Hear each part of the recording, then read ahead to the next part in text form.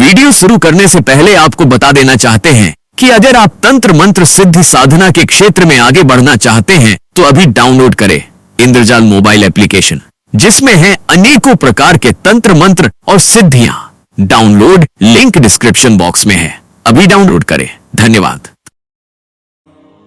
मित्रों, आज के इस वीडियो में हम जानेंगे कि मंत्र दीक्षा क्यों लानी चाहिए, किससे लेनी चाहिए, कब लेनी चाहिए और मंत्र दीक्षा से पूर्व क्या करना जरूरी है।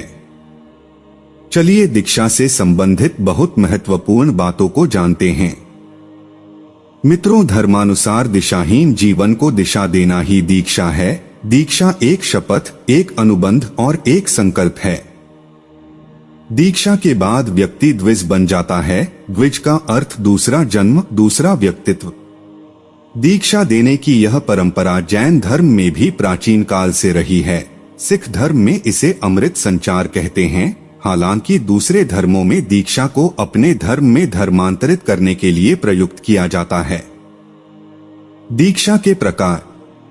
मित्रों, हिंदू धर्म में 64 प्रकार से दीक्षा दी जाती है, जैसे समय दीक्षा, मार्ग दीक्षा, शांभवी दीक्षा, चक्र जागरण दीक्षा, विद्या दीक्षा, पूर्णाभिषेक दीक्षा, उपनयन दीक्षा, मंत्र दीक्षा, जिज्ञासु दीक्षा, कर्म संन्यास दीक्षा, पूर्ण संन्यास दीक्षा आदि। आइए जानते हैं कि क्यों और कब लेना चाहिए दीक्षा। मित्रों, इस जीवन यात्रा के लिए दीक्षा लेना अत्यंत जरूरी है। दीक्षा से व्यक्ति का जीवन धन्य हो जाता है, उसके नए व्यक्तित्व का जन्म होता है। दीक्षा एक संकल्प है जो व्यक्ति को वह सब प्राप्त करवा देता है जो अदीक्षित मनुष्य के लिए संभव नहीं है। दीक्षा लेने का मतलब यह है कि अब आप दूसरे व्यक्ति बनना चाहते हैं। आपके मन में अब वैराग्य उत्पन्न हो चुका है, इसलिए दीक्षा लेना चाहते हैं। अर्थात अब आप धर्म के मोक्ष मार्ग पर चलना चाहते हैं। अब आप योग साधना करना चाहते हैं।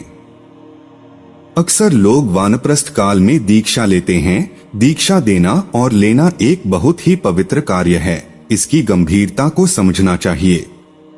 यदि आपने किसी स्वयंभू बाबा से दीक्षा ले रखी है, जबकि आपका संन्यास या धर्म से कोई नाता नहीं है, बल्कि आप उनके प्रवचन, भजन, भंडारे और चातुर्मास के लिए इकट्ठे हो रहे हैं और उन्हीं का लाभ कर रहे हैं और उनके लाभ में ही आपका लाभ छुपा हुआ है, तो आपको समझना चाहिए कि आप किस रास्ते पर हैं। यह धर्म का मार्ग नहीं है। इससे धर्म की हानि तो हो ही रही है, साथ ही आपका भी नुकसान ही होगा। सनातन संत से ही दीक्षा लें। मित्रों, वर्तमान दौर में अधिकतर नकली और ढोंगी संतों और कथावाचकों की फौज खड़ी हो गई है। ऐसे में बहुत से ऐसे साधक हैं जो हर किसी को अपना गुरु मानकर उससे दीक्षा लेकर उसका बड़ा सा फोटो घर में लगाकर उसकी पूजा करता है। उसका नाम या फोटो जड़ित लॉकेट गले में पहनता है। यह धर्म का अपमान और पतन ही माना जाएगा। संत चाहे कितना भी बड़ा हो, लेकिन वह भगवान या देवता नहीं। उसकी आरती करना, पैरों को धोना और उस पर फूल चढ़ाना धर्म का अपमान ही है। स्वयंभू संतों की संख्या तो हजारों हैं। उनमें से कुछ सचमुच ही संत हैं, बाकी सभी दुकानदारी है। यदि हम हिंदू संत धारा की बात करें तो इस संत धारा को शंकराचार्य, गुरु गोरखनाथ और रामानंद ने फिर से पुनर्गठित किया था। जो व्यक्ति उक्त संत धारा के नियमों अनुसार संत बनता है, वही हिंदू संत कहलाने के काबिल है। हिंदू संत बनना बहुत कठिन है, क्योंकि संत संप्रदाय में दीक्षित होने के लिए कई तरह के ध्यान, तप और योग की क्रियाओं से व्यक्ति को गुजरना होता है। तब ही उसे शैव या वैष्णव साधु संत मत में प्रवेश मिलता है।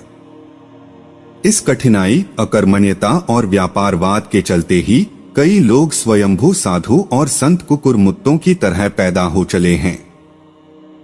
इन्हीं नकली साधुओं के कारण हिंदू समाज लगातार बदनाम और भ्रमित भी होता रहा है। हालांकि इनमें से कमतर ही सच्चे संत होते हैं। 13 अखाड़ों में सिमटा हिंदू संत समाज 5 भागों में विभाजित है और इस विभाजन का कारण आस्था और साधना पद्धतियां हैं। लेकिन पांचों ही संप्रदाय वेद और वेदांत पर एक मत है यह 5 संप्रदाय है। 1. वैष्णव, 2. शैव, 3. स्मार्त, 4. वैदिक और 5वां संतमत। वैष्णवों के अंतर्गत अनेक उप संप्रदाय है, जैसे वल्लभ, रामानंद आदि।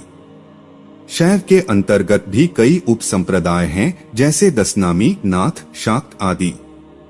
शैव संप्रदाय से जगतगुरु पद पर विराजमान करते समय शंकराचार्य और वैष्णव मत पर विराजमान करते समय रामानंदाचार्य की पदवी दी जाती है।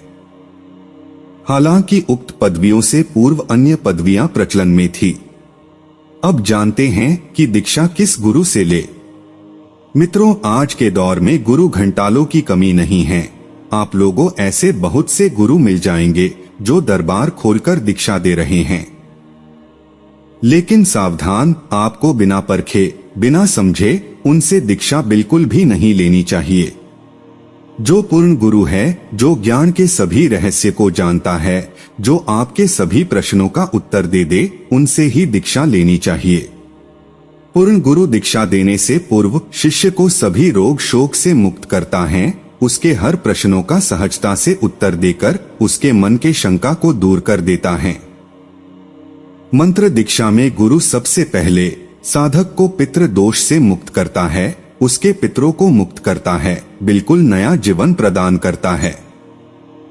पंच तत्व के शुद्धि के बाद ही पूर्ण गुरु अपने शिष्य को मंत्र दीक्षा या तंत्र दीक्षा प्रदान करते हैं। इसलिए मंत्र दीक्षा के पहले कृत मुक्ति और पंच तत्वों का शुद्धि आवश्यक है। जब आप पूर्ण गुरु से दीक्षा लेता हैं, तो आप एक नए जीवन का शुरुआत करते हैं।